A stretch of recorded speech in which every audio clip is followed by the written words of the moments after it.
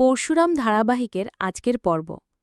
আজকের পর্বের শুরুতে তটিনী দীপালিকে বলে, ওদেরকে বিরিয়ানির লোভ দেখিও না, আমাদের সাধ্যের মধ্যে ডাল ভাতেই আমরা খুশি। দীপালি উপহার দিতে চাইলে তটিনী জানায় সে যেন ওদের বাড়িতে না দিয়ে এখানে দেয়, কারণ স্বামীর আত্মসম্মান রক্ষা করাই তার দায়িত্ব। শিবপ্রসাদ সন্দেহ প্রকাশ করে বলে ষড়যন্ত্র হচ্ছে কিনা খেয়াল রাখতে হবে।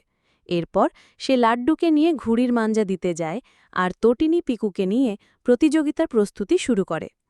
অন্যদিকে জিৎ মুখার্জি আর মেয়ে আরাধ্যার কথোপকথন হয়।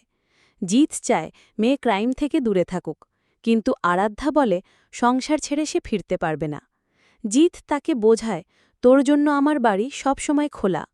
ঠিক তখন ভূমিকা কফি নিয়ে এসে কথোপকথন শুনতে পায় আর সন্দেহ করে। পরে কাবির এসে ফোনটা নিয়ে নেয়। আরাধ্যাকে বলে, আমি যা বলবো তাই করবে। আরাধ্যা প্রতিবাদ করলে কাবির রেগে গিয়ে চেঁচামেচি শুরু করে।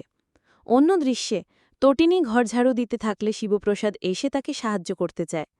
দুজন মিলে কাজ করতে করতে একে অপরকে ভালোবাসার কথা বলে, রোমান্টিক মুহূর্ত কাটায়। কিন্তু ফোন বেজে উঠতেই পরিবেশ বদলে যায়।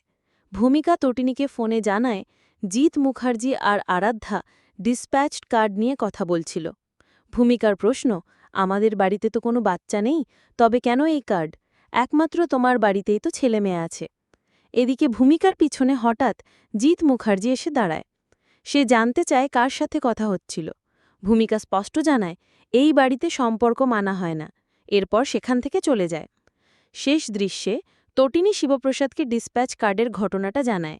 শিবপ্রসাদ চিন্তায় পড়ে যায় এবং ভাবে স্কুল থেকে যে লাড্ডুর কার্ডটা আয়া এনেছিল এর সাথে কাবিরের কোনো রহস্য জড়িত কিনা।